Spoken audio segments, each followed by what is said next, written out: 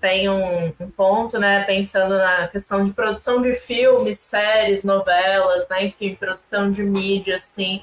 Acho que por muitos anos a gente não teve representatividade, né, negra, de mulheres, LGBTQIA+, né, nos espaços de produções cinematográficas e afins.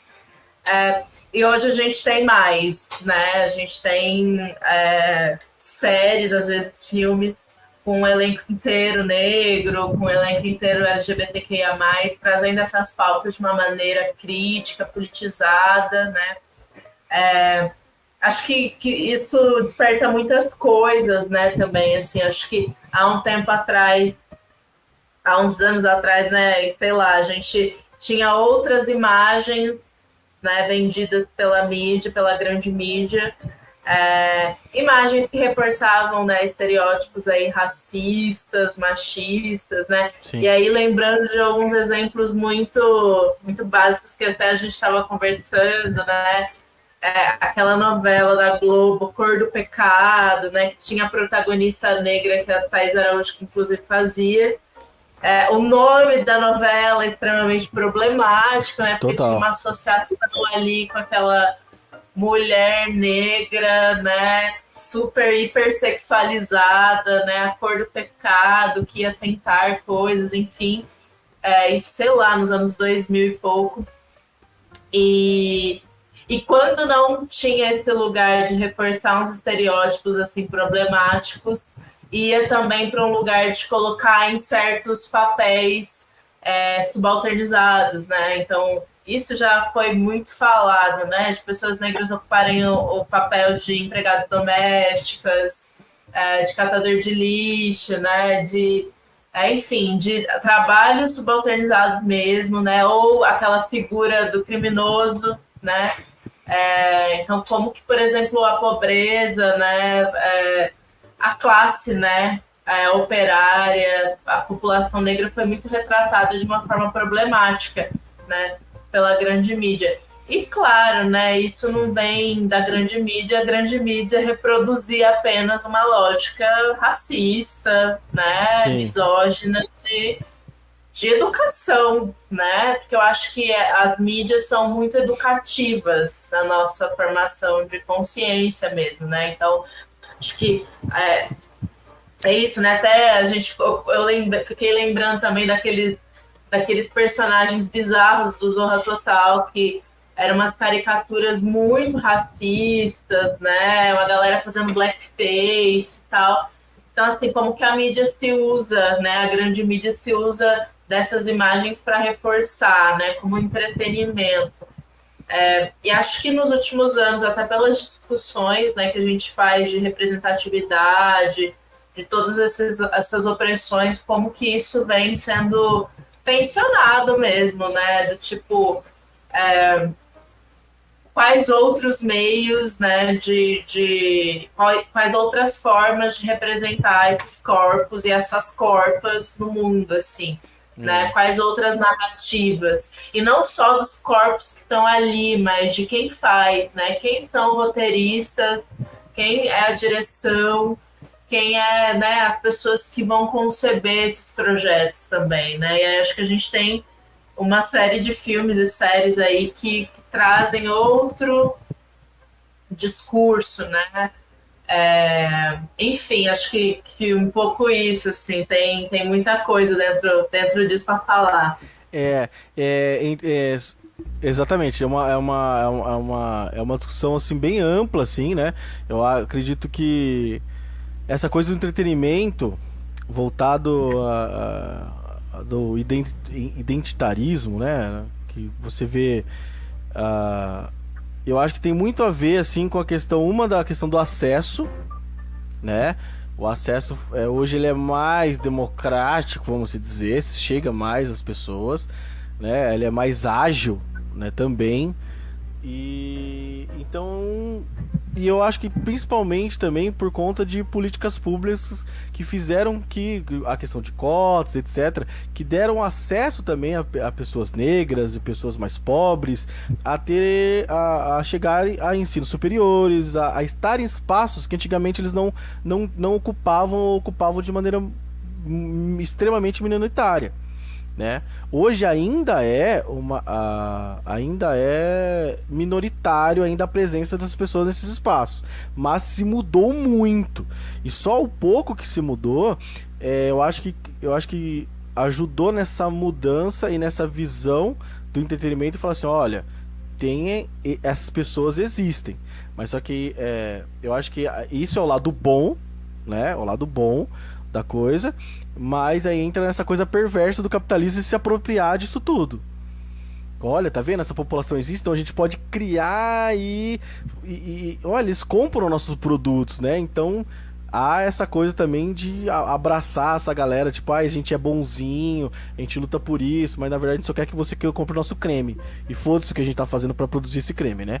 Mas sem entrar nesse lado, voltando só na visão de entretenimento, eu acho que é muito importante, tá? E enriquece demais o entretenimento e a produção em si, de séries, filmes, etc., da arte como um todo, de ter essa maior democratização.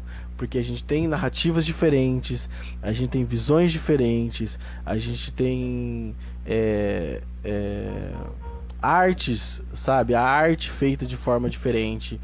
De forma que a gente o branco, o caucasiano, a galera que tá ali acostumado com uma coisa europeia, blá, blá, blá, não tem acesso, sabe? Não vê o quão é rico isso, né? Então eu acho, eu gosto muito de ver produções de etnias, de países, de pessoas, de negros, de etc, de tudo que sai da minha bolha. Eu gosto muito, porque sempre são formas de contar histórias que mexem comigo, mexem com a minha cabeça. Eu que gosto muito, a minha formação é em audiovisual, então eu gosto muito de assistir esse tipo de coisa, porque você vê que é uma visão muito particular sobre aquele assunto, sabe? E normalmente quando a gente pega o cinema hollywoodiano, que antigamente era produzido aí apenas por brancos, a gente foi muito acostumado a um tipo só de cinema. É por isso que eles falam até questão de indústria, né? Porque essa coisinha enlatadinha é sempre a mesma coisinha, a mesma narrativa, pelas mesmas pessoas, as historinhas de amor das mesmas formas, as mesmas pessoas envolvidas e blá blá blá blá blá. Então a gente, até a nossa geração, cresceu muito com isso. E hoje é muito legal você ver isso sendo feito por outras pessoas, com outras cabeças, outras etnias, de outros países, sabe? E você acaba tendo acesso a realidades que muitas vezes é a sua, mas você não via ali na tela. E você ficava sonhando com essa coisa ou essa realidade que você um dia acreditou que ela pudesse existir porque você viu na tela, mas não é a realidade que você vive. Eu brinco, só para exemplificar um pouco o que eu tô falando, eu brinco muito com a questão desse o bolsonarista pró-arma. Porque eu fico falando assim, o bolsonarista pró-arma é um cara que assistiu muito, que é um cara que foi educado com cinema de ação hollywoodiano. Que ele acha que ele vai pegar a arma dele, ele vai dar um mortal pra trás e vai matar 3 bandidos com um tiro só. Entendeu? Que se a família dele for sequestrada, ele vai enfrentar a polícia, ele vai enfrentar todos os bandidos sozinho e vai salvar a filhinha dele que tá presa por um colombiano. Entendeu? Os caras, você vê que eles têm uma fé do que eles vão fazer com a arma, a mesma coisa que o John Wick faz, tá ligado? E não é isso, cara. Não é, sabe? Não vai acontecer, você não vai conseguir. E a chance de dar uma cagada é muito maior do que você conseguir fazer uma coisa que, sei lá, benéfica pra você no momento. Mas eu acho que... assim, trazer um exemplo de diretor, né? O John Peele, né? O John Peele, que ele fez o Nós, o Corra, fez o... Agora... como que chama o novo filme dele? Eu esqueci o nome do novo filme dele. Não Olhe. Acho que é Não Olhe. Não Olhe, Isso não olhe. Eu adoro ele. Porque eu gostava dele na época da comédia, que ele vem do humor. Eu gosto muito de humor. E ele tem um programa no Comedy Central americano, cara, que é muito engraçado. Porque todas as piadas que eles fazem, porque é ele e um amigo dele, os dois são negros e tal. E é tudo envolvendo essa quebra, assim, da questão racista. Sabe? E é sempre colocando, e obviamente eles colocando, né, ali a figura deles como principal.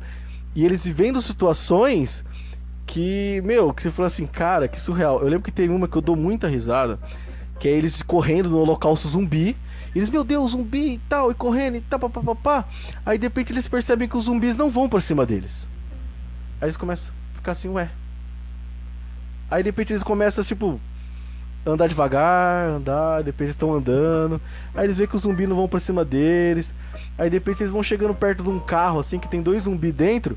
Aí na hora que o cara tá chegando perto do carro, o vidro começa a subir.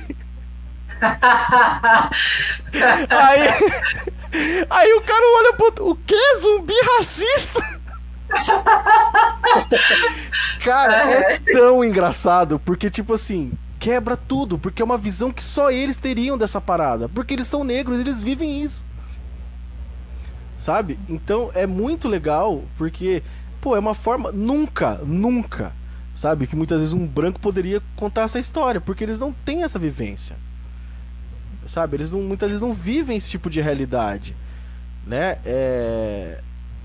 Eu gosto muito, porque também é uma forma de você demonstrar uma problemática de uma forma bem humorada, sabe? Então é uma forma muito inteligente de você demonstrar, de dar uma cutucadinha. Eu gosto muito disso.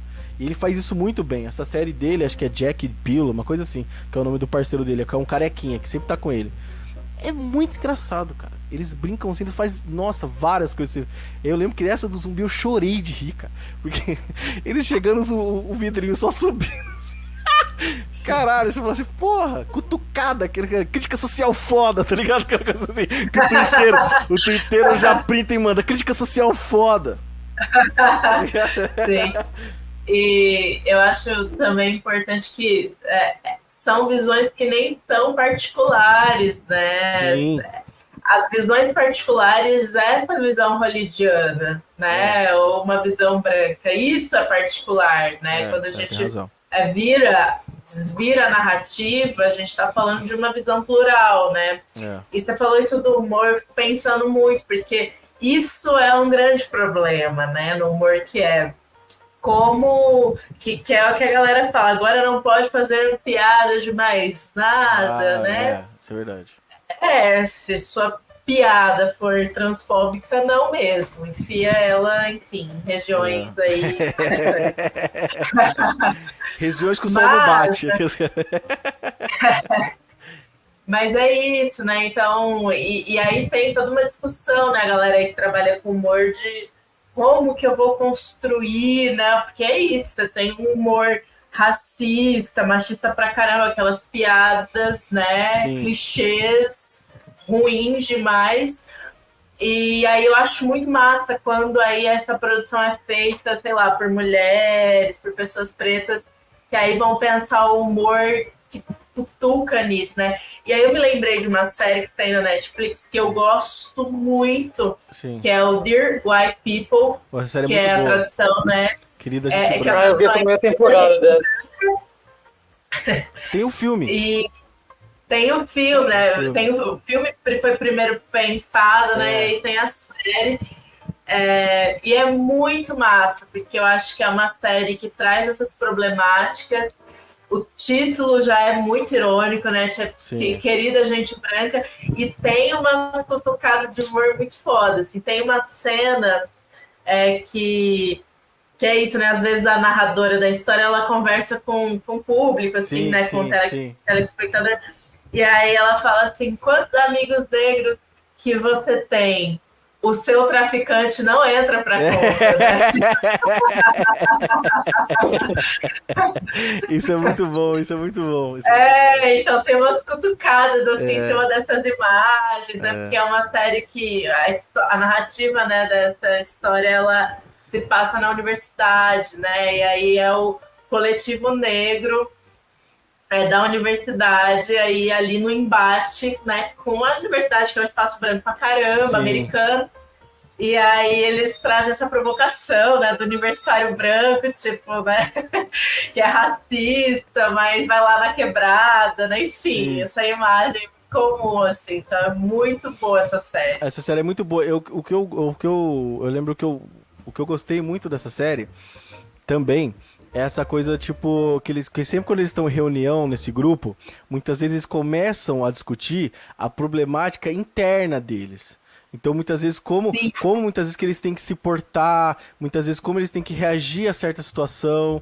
Eu lembro que tem essa, acho que se não me engano a principal, muitas vezes ela tem um conflitinho assim com uma mina, que é a mina que alisa o cabelo. Sim. Né?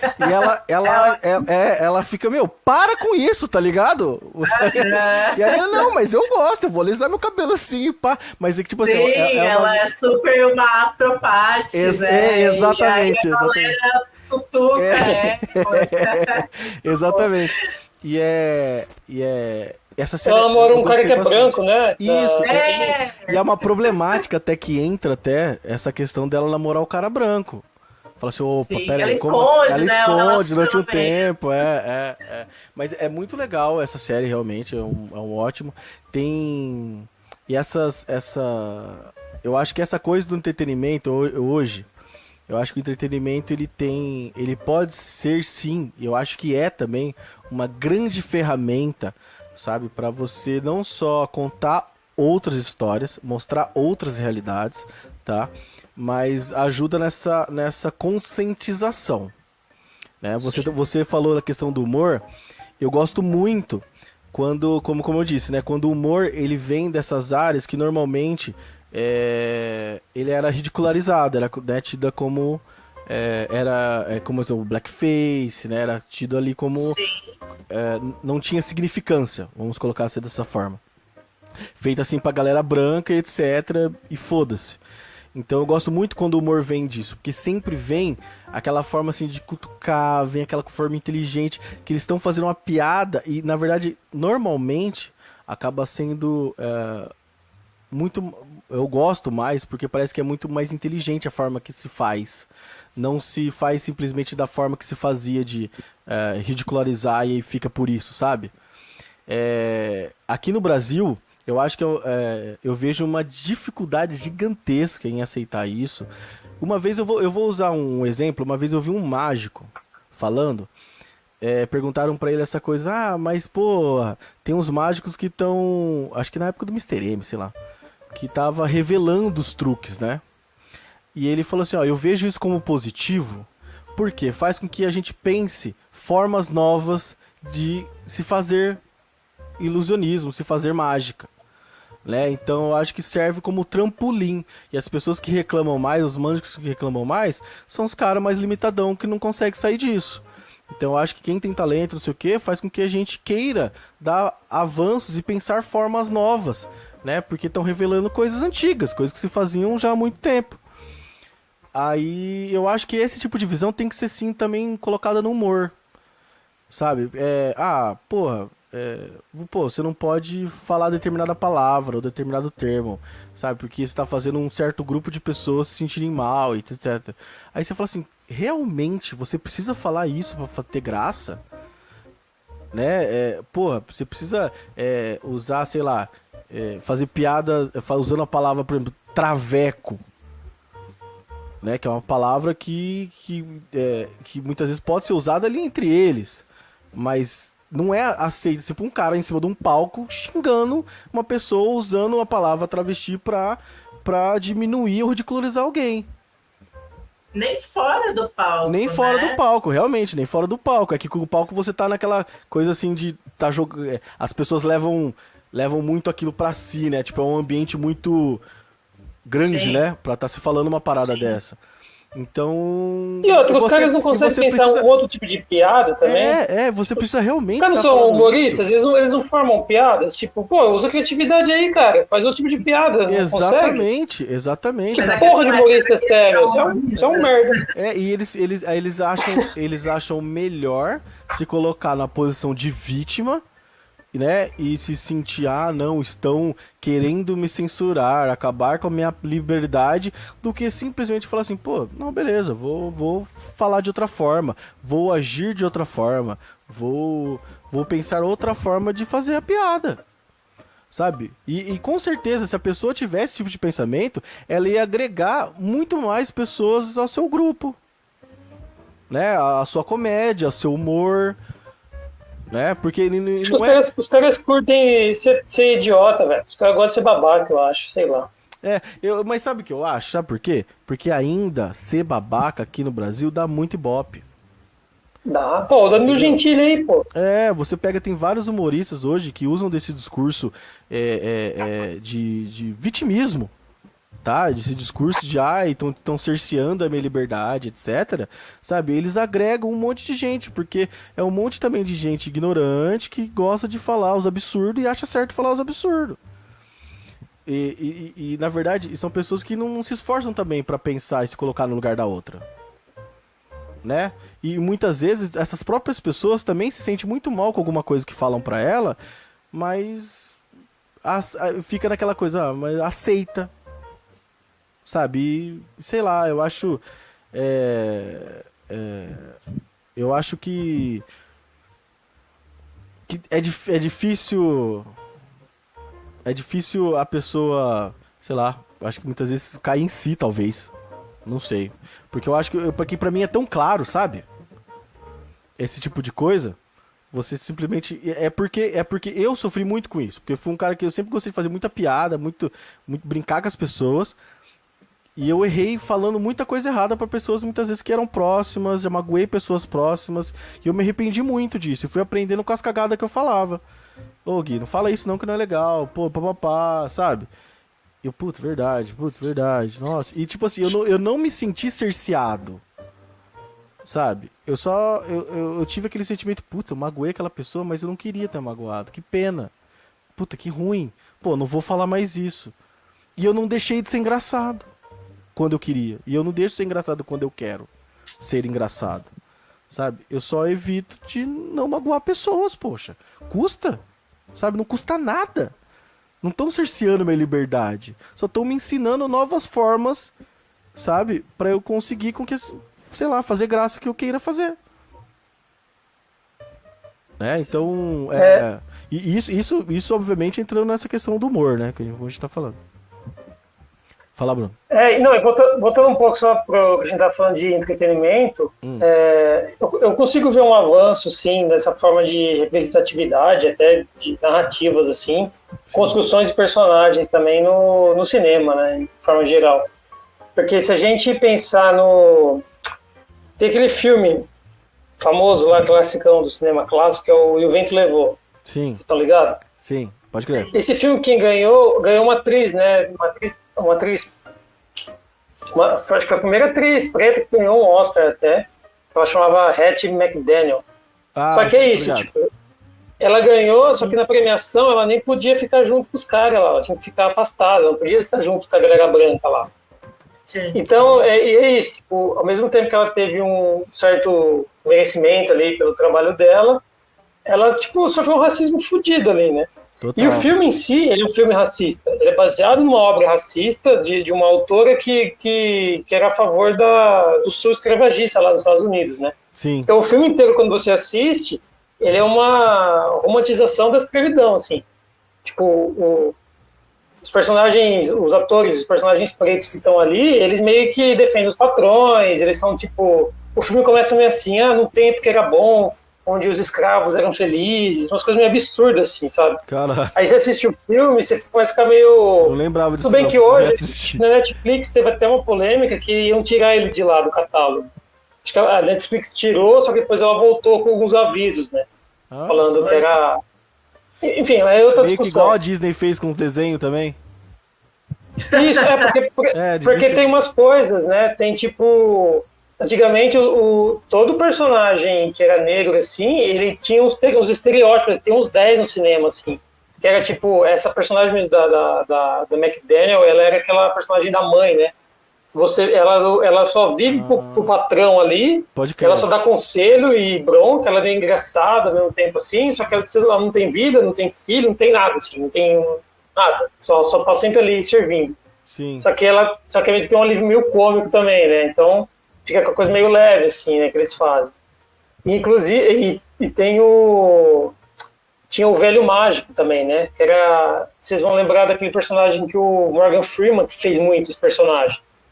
A carreira dele quase é esse personagem negro, mais velho, que meio que dá um conselho e tal. Então, enfim. Ele ganhou um Oscar, né? Se eu não me engano, aquele filme é o motorista da rainha. Conduzindo Miss Daisy. Isso, conduzindo Miss Daisy, verdade. Que é isso aí o papel dele. Exatamente isso. Então, tipo, e você vê que não tem mais essa construção desses personagens, nesses estereótipos, você não vê mais hoje, assim. Inclusive, acho que o último que saiu até foi talvez o História de um Milagre, que é um filme bom, assim, beleza, mas tem um pouco desse personagem, né, desse cara meio... Desse personagem, tipo, meio místico, assim, né, meio que tem um conselheiro, tem uma sorte de soluções das coisas e tal. Sim, sim. Então eu vejo um avanço, assim, no entretenimento, até hoje, porque antes também a maioria dos atores e das atrizes, assim, pretas, elas só eram atrizes, né? Elas não estavam na produção, na direção. Aí, tirando talvez o cara do Faça a Coisa Certa, lá, o Spike Lee, que já trazia um pouco disso, assim, lá na década de 90 e tal. Mas fora isso, assim, então quando você vê que você começa a dar mais, esses profissionais, você ter mais espaço, aí você começa a ver outros tipos de histórias também, né? Sim. Então, enfim, é um certo... meio que na forceps, assim, né? Os caras foram conseguindo entrar, felizmente. Mas eu acho que ainda tem muito avanço. Sei lá, hoje, o Oscar mesmo desse... Quase não tinha nenhum ator e atriz, tipo, concorrendo. Tinha só a atriz que fez o Pantera Negra lá. Pantera Negra, realmente. Sim, como coadjuvante, né? Como coadjuvante. Coadjuvante, isso. Exatamente. Então, tipo, é um avanço, mas sei lá, né? Bom, aí a gente pode voltar a falar eu não vou falar do capitalismo, que acho que é o cerne, o problema inteiro, né? Mas tudo bem. Eu ia falar dessa coisa do capitalismo, porque, por exemplo, se a gente vê a questão do cinema americano, que é o que a gente tem mais contato, teve uma época do cinema americano que foi aquela coisa do filme que eles faziam... Negros começou a fazer filmes para negros, né? Que era o tipo de filme que eles gostavam e tudo mais. Tem até aquele filme, acho que tem um filme na Netflix chama Meu Nome é Dynamite, né? Dinamite, que acho que é isso o nome. É aquele movimento do Black, que eles falam Black Exploitation. Isso, Black Exploitation. Isso, exatamente. Que foi essa cena, né? Esse nicho de filmes que eram criados apenas ali para a população negra, não sei o quê.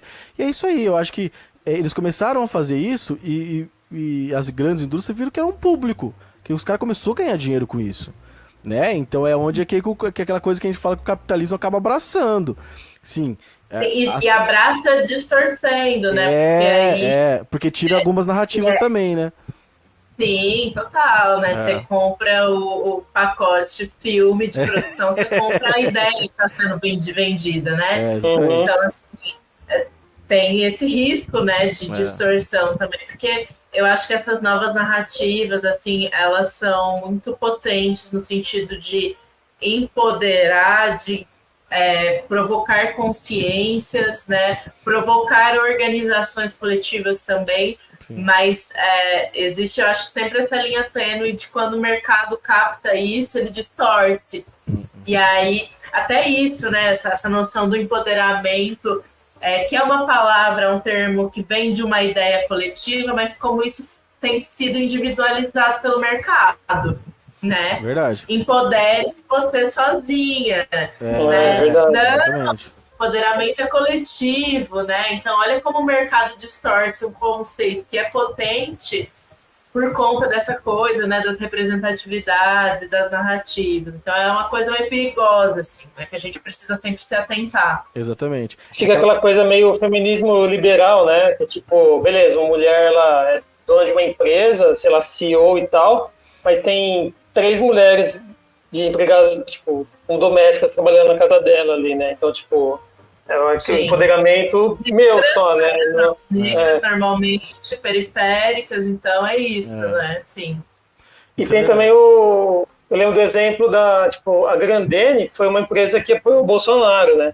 Sim. Só que aí ela tem uma... Vocês lembram daquela Camila de Lucas lá, que foi no BBB, eu acho?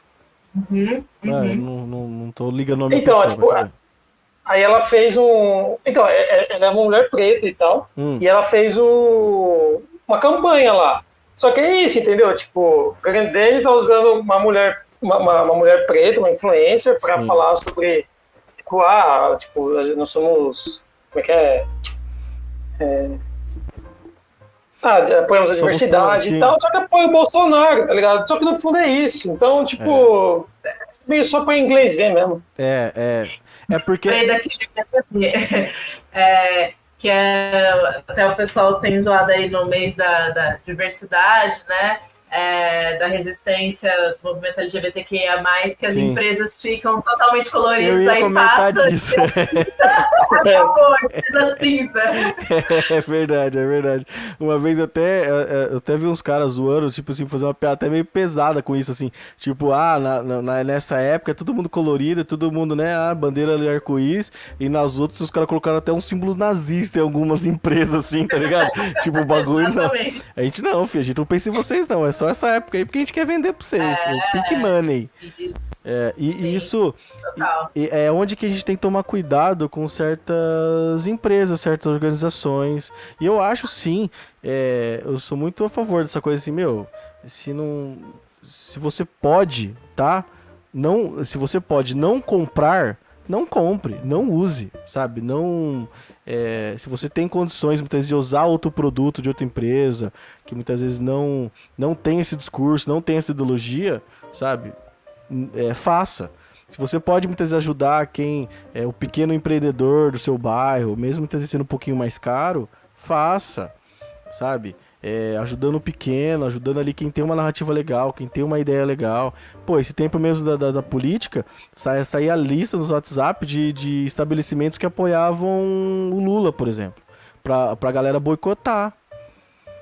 Aí, tipo... Aí o engraçado é que quando a esquerda faz, né, quando a gente fazia esse tipo de lista, era de grandes corporações, que obviamente, que não vai prejudicar o trabalhador e o pequeno. Agora não, essa galera faz ali, da tiazinha do alface, sabe, que vende alface na esquina, do tiozinho que tem um mercadinho, né, pô, são trabalhadores igual nós, então não são pessoas que devem ser boicotadas.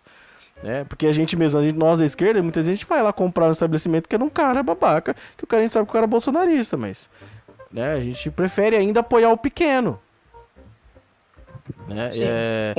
Isso no entretenimento, eu acho que essa é onde que a gente tem que ter esse cuidado, porque muitas indústrias, muitas produtoras acabam incorporando esse discurso e deixam o bagulho muito falso, meio que coloca como regra, né? A gente tem que ter, mas, pô, não tem nada ali, né? Tipo, só pra ter e tal. Já teve caso de colocar, muitas vezes, um ator ou ator só pra ganhar um murmurinho, entendeu? E como se fosse estratégia de marketing, sabe? Pra gerar uma discussão e aquilo lá ajudar a promover determinado filme, determinada série, né? Formas que aí tá usando, tá distorcendo, tá gerando discussão pros caras ganhar dinheiro. E não muda nada, né? Mas eu ainda vejo, apesar, né? Eu ainda vejo essa coisa dessa... Eu acho que só tende a melhorar no sentido de participação. Eu acho que é muito positivo essa pressão. Eu acho que cada vez mais os artistas também tomam mais consciência disso.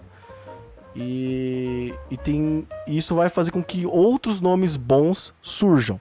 Mas isso também é uma coisa muito pensando num cinema hollywoodiano. Quando a gente vem pro Brasil, a história muda completamente. Sim. Né? Porque se a gente pensar aqui no Brasil, ainda se vê muita produção de... Que diretor negro brasileiro que a gente conhece? Eu lembro do... que fez o filme lá, o Medida Provisória lá, aquele ator, eu lembro dele só. O Lázaro. O Lázaro, que já é um ator famoso e tal, né? Teve o Martin, assim, né, que quase foi pro Oscar também, agora que saiu. Sim. Então, mas é tipo assim, não são... Mas são poucos. Então, por exemplo, da quantidade de filme que o cinema brasileiro produz, a gente falou, tipo, praticamente um nome de um ator. Que obviamente agora ele tá arriscando a direção. Mas era um cara que já tinha uma notoriedade. Não é uma pessoa que já começou na direção. Né? É um cara que ele aproveitou da popularidade que ele tem, então ele pode ser diretor. Agora, outro diretor negro, assim, que a gente tem conhecimento famoso, não. A gente conhece americano, alguns americanos já. Mas brasileiros ainda se falta bastante. A gente tem hoje, obviamente, muitos atores e atrizes de muito talento negros. Beleza, já estão tendo mais espaço, que não tinham. Já estão tendo. Já tá tendo aquele, por exemplo, esses dias eu acho que minha mãe tava assistindo uma novela aqui, aí tinha um médico lá e o médico era negro, né? Então, sabe, essa coisa assim, ó, né? Já não é mais o motorista só, sabe? Sim. Beleza, mas aqui no Brasil eu acho que ainda o audiovisual tem que crescer muito, porque você vai pra qualquer produtora, tá? De publicidade, qualquer grande ou pequena, seja ela grande ou pequena, 90, sei lá, quase toda a sua mão, a sua força de trabalho ali é branca. Sabe? A produção do brasileiro ainda é muita, e não só embranquecida no sentido, não tô colocando o asiático no meio, não, branca, assim, caucasiana, sabe? Porque quando entra na questão asiática, a questão negra, outras etnias, é extremamente minoritária.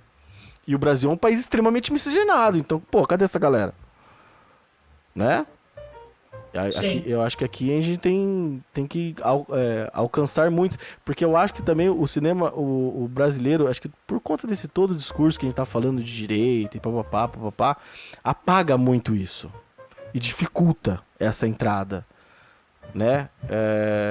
Essas narrativas, porque tudo que sai do comum ou que critica o Brasil, o próprio brasileiro critica muito e coloca como ruim, né? Por exemplo, uma coisa que eu acho positiva no cinema americano é que quando você pega, por exemplo, eles cutucam a própria história. Eles criticam a própria história. Você vê muitos artistas americanos fazendo isso. E são filmes que ganham notoriedade. Se eu não me engano, tem um filme que chama...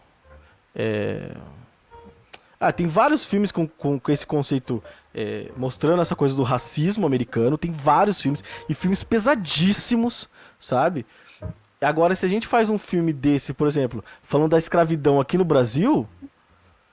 falando de Marighella, que é um filme que eu particularmente achei fraco. Acho que tinha um filme que tinha muito potencial, sabe? E eu achei fraco. E a galera não deixou ser exibido. Demorou não sei quantos anos pra ser exibido. E é um filme que cutuca muito pouco, eu achei. Sabe? É verdade, mano. Eu também tava com uma expectativa muito alta, talvez, sei lá. Mas eu achei que fosse um filme que ia cutucar muito mais, porque a história do Marighella é uma história foda. Sim. Né? E, pô... Faltou marxismo, eu achei demais. Você pega, por exemplo, esse filme do Marighella, vamos comparar com o filme, por exemplo, do Malcolm X, que quem faz é o Denzel Washington. O Malcolm X é um cara... Esse filme eu não vi ainda, mas tá na minha lista. É uma figura... assim, ó, muito, muito basicamente... Tá? Daria um pouco pra se comparar com o Marighella, assim, sabe? Muito assim, rasamente, tá? Vamos pegar assim, figuras políticas que lutam ali contra o racismo. Mas acho que tem um pouco sim, né? Meio pessoal de comunistas e tal. Comunistas. Envolvidos com partidos. E que tem essa pegada da revolução, nem que for revolução armada, tá? E beleza. Mano, o filme do Malcolm X, ele é do caralho. Ele cutuca essa coisa racista, ele tem as frases dele de efeito, ele coloca... Mano, você termina de assistir o filme do Malcolm X, você fala assim, mano, revolução nessa porra! Tá ligado? Você sai querendo catar a metralhadora, mesmo você sendo branco, você sai querendo catar a metralhadora, querendo matar todo mundo, tudo que sabe, seus brancos filha da puta. Porque, cara, o negócio, ele mostra mesmo, sabe? E você pega o filme do Marighella... Eu, pelo menos, não senti isso. Eu queria que o Marighella fosse essa figura. E talvez ele não foi essa figura no filme por conta da própria produção, de pensar no mercado brasileiro. Porque na hora que você produz um filme, você pensa no mercado que vai ser exibido. Sim. Entendeu? E eu acho que, tipo, por isso que eu digo assim que talvez perdeu um potencial. Porque E eu acho que o brasileiro. Filme que quase foi impedido, demorou para se lançar. Então, assim, nossa, é verdade. Sabe? E até pegando um pouco disso, Sim. né? Eu acho que tem uma questão também da possibilidade de produzir outras narrativas. Assim, eu trabalho com teatro como dramaturga e atriz, e eu acho que tem um grande BO que é ter meios materiais para produzir novas narrativas para que elas cheguem, né? Então, assim, no governo Bolsonaro até antes, né, Temer, etc., você tem um desmonte das políticas de cultura, né, Sim. das instituições de cinema, né, de fomento à cultura. Então, assim, né, olha que problema, como que você produz audiovisual diferente, né, se não tem meios para isso ser produzido, né? Então você tem, de novo, aquilo que a gente está falando, tem uma articulação do Estado ali também para impedir a possibilidade. E a gente sabe que produzir isso tudo independente, de forma independente, é muito difícil. Muito difícil. Muito difícil. É muito difícil. É muito difícil. Dependendo, quase que impossível. Sim, né?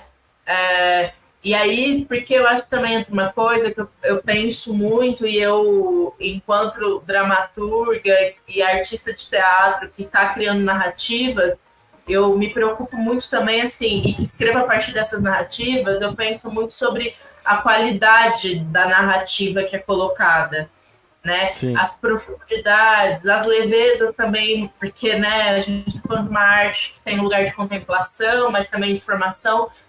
E como que você produz uma arte de qualidade, como que você se forma como artista de qualidade, sendo que não existe meios materiais disso acontecer, né? Porque, assim, é isso, né? Como que se forma um roteirista, né?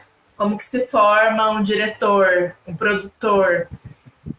Exige um tempo. A maioria dos artistas que eu conheço, me incluindo, que trabalham em diferentes tipos de artes, trabalham com arte, trabalham com outra coisa, porque a arte por si só não dá conta, né? Então, assim, olha como a estrutura consome a possibilidade da gente não só criar, mas de expandir também. Como que você divulga a sua produção, né?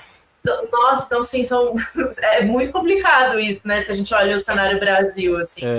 É verdade, a gente entra num aqueles cara, vou até brincar com num mar de impossibilidades. Sim. Né? Porque entra essa questão que você colocou de você não conseguir viver da própria arte, né? Entra o preconceito que se coloca porque o artista, porque ele não segue uma rotina de trabalho ali de horas a se cumprir, então ele é colocado como vagabundo. Tá? E normalmente quando e as pessoas não têm essa noção de quando você está criando algum espetáculo ou, sei lá, escrevendo um texto, fazendo qualquer outro tipo de atividade artística, muitas vezes você trabalha muito mais, tá? Do que alguém que trabalha 8 horas por dia no escritório ou em qualquer outra repartição. Porque o empenho que você tem que ter aquilo lá é uma parada que não tem feriado, não tem sábado e domingo, não tem descanso. Você vai gravar, sei lá, uma música, sabe? É horas de ensaio, horas de estúdio. É tempo para você escrever a letra, fazer a composição. Isso aí detém um tempo gigantesco. Uma atriz, né? Como você está colocando aí, uma dramaturga, você pensando na qualidade do seu texto, na qualidade da sua cena. Pô, é tanta coisa que você tem que pensar, tanto tempo que você tem que deter para aquilo, né? Depois de você tirar da sua cabeça pro papel, do papel pra cena, né? Da estrutura da cena, do figurino, etc. É muita coisa e muita gente envolvida. Locomoção, né? Alimentação para os lugares, né? Então é muita coisa, assim. E aí você pensa o audiovisual, né? O cinema, por exemplo, pensa no paralelo teatro e cinema.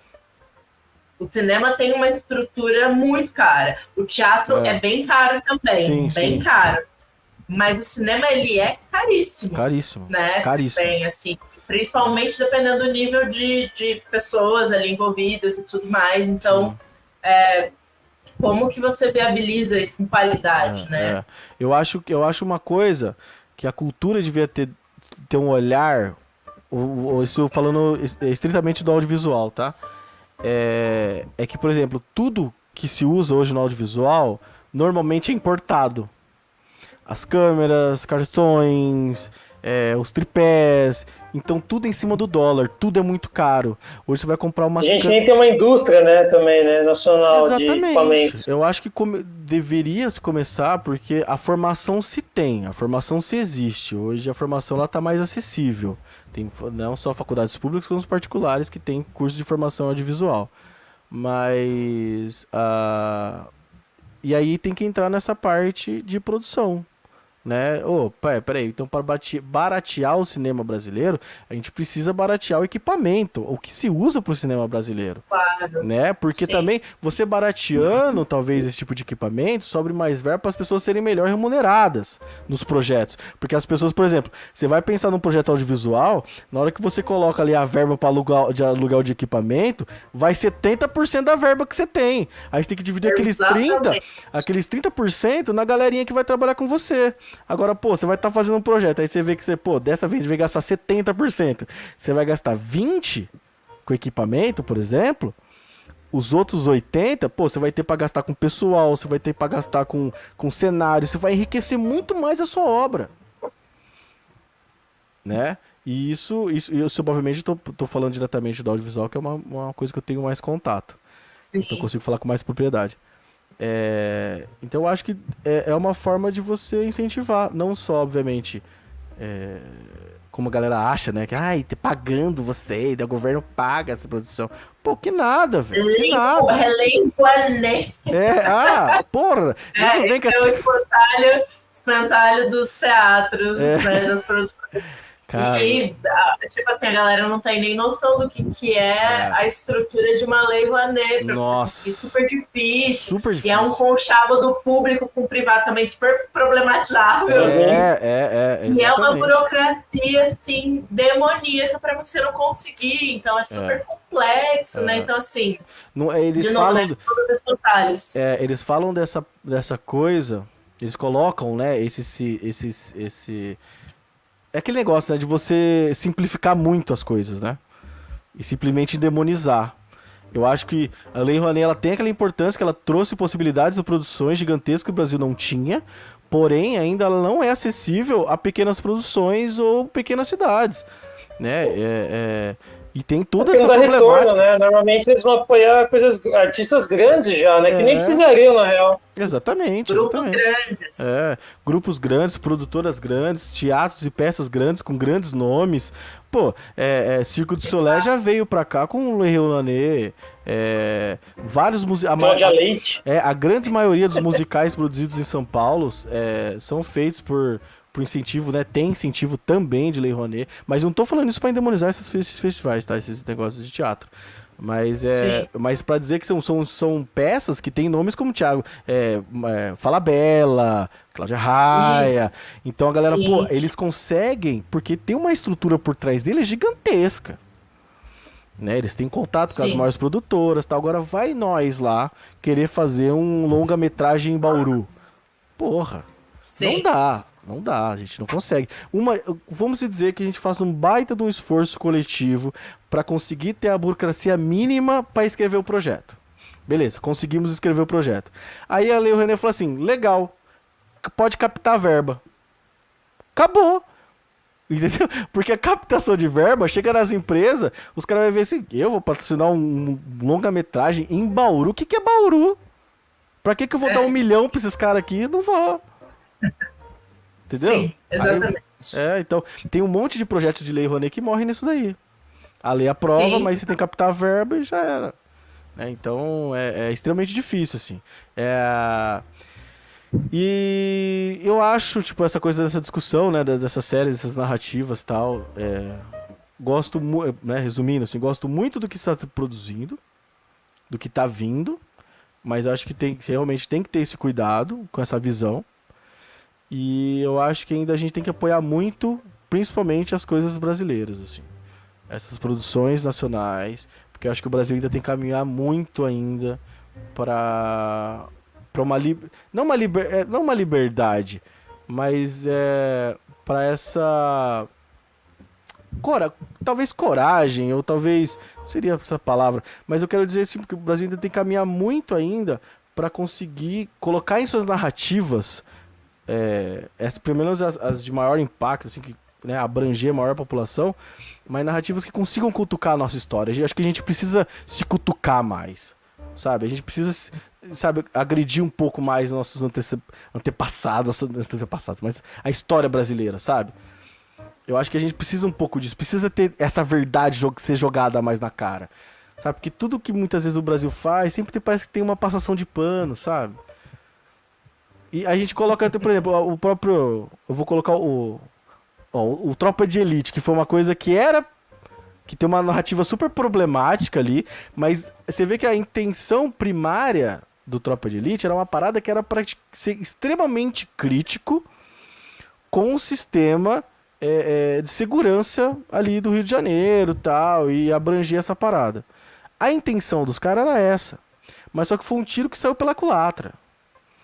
Os caras tentaram construir uma narrativa, né, ali para criticar esse sistema, né, de segurança, mas eles deram tanto destaque para um personagem extremamente fascista, sabe, e violento e tudo mais, que ele se tornou um herói. E ele não era para ser herói, era para ser era para ser a vítima de um sistema. Né?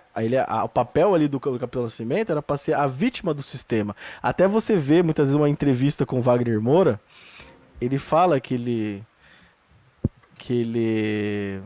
como fala? Que ele sabe que isso foi problemático depois, porque a intenção não era essa. Ele não sabia que o personagem dele ia ter essa proporção, porque pra ele o personagem era a vítima. Ele entendia o personagem dele como vítima daquele sistema. Que era um cara que tava ali fudido, problema de família, com a cabeça toda zoada, por conta da pressão, daquela vivência, e ele descontava na violência, ele descontava em tudo mais. Então, pô, um ator receber esse respaldo no papel, você, pô, papel foda, caramba. Pô, puta crítica social, tá ligado? Né? Mas foi aquele negócio. A forma que depois eles construíram essa narrativa com o filme, ele virou um herói que não era pra ser. Sim, né? e é a maneira mesmo como a narrativa foi construída. Assim, né? Antes de você falar do Wagner Moura, eu fiquei pensando, será que ele se arrepende hoje? Porque ele dirigiu o Marighella. Exatamente. A reparação histórica do Wagner Moura pelo Capitão Nascimento. Exatamente. Eu acho que tem muito disso, viu? Eu acho que tem muito disso. Porque ele não fala com tanto carinho do Capitão Nascimento. Ele não fala com carinho. Ele fala que... É uma figura cinematográfica muito emblemática, assim, muito problemática, né? Se você olha hoje, né, todos os contextos e tudo mais. Sim, exatamente. No segundo tentam dar uma arrumada, né? Mas não arruma muito, né? Fica aquela coisa meio... no segundo, eu acho que o segundo, em termos de narrativa, ele melhora bastante conforme o primeiro. Tipo assim, tem pelo menos essa ideia deles demonstrarem quem é o vilão da parada. Mostrar milícia, corrupção policial e tal, né? Exatamente. Então fica um pouco... ali você tem o Capitão Nascimento, assim, mais... Não, essa questão do... Ele não é aquele herói, né? Ele continua sendo um herói, obviamente, mas não aquele herói fascistão, oprimir o pobre, blá, blá, blá, blá, entendeu? E os caras tentam tirar essa face dele, assim, essa imagem que ficou dele, e sendo que coloca ele num trampo de secretário, né, tal, dele batendo em político, ele não bate mais em pobre, entendeu? Não humilha mais ninguém, os caras que ele tá humilhando é os políticos, tal. Eles tentam arrumar nesse sentido. Mas piora, né? É bem isso aí. Mas, e sendo um personagem, porque o personagem que era pra ser principal mesmo é o... Matias. E no 2 eles matam o Matias no começo do filme. Pô, você deu spoiler, hein, mano? Ô, louco. Tô zoando. O filme tem 20 anos já. 20 anos, não é um spoiler. Passou de 10 anos, não é mais spoiler.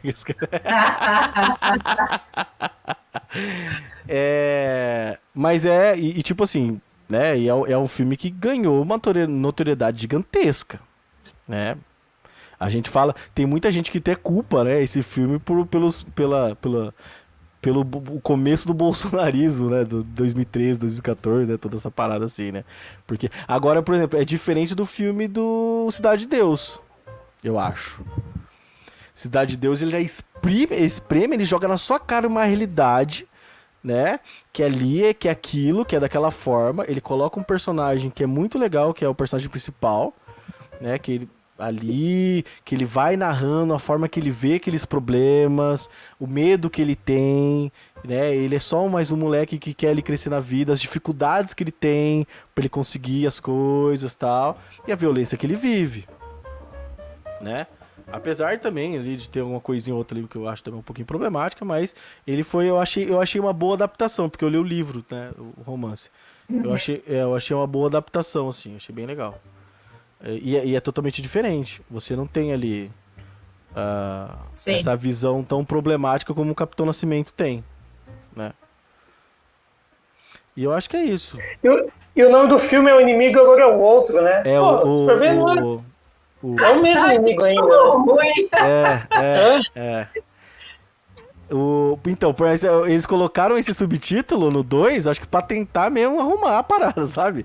Porque, ó, o inimigo agora é outro, viu, gente? Ó. Como a gente Exatamente. Porque eu acho que né, o Tropa de Elite, ele tem esse discurso raso, que é essa coisa que a galera ainda reproduz hoje, que é a questão do bandido bom, bandido morto. Entendeu? E eles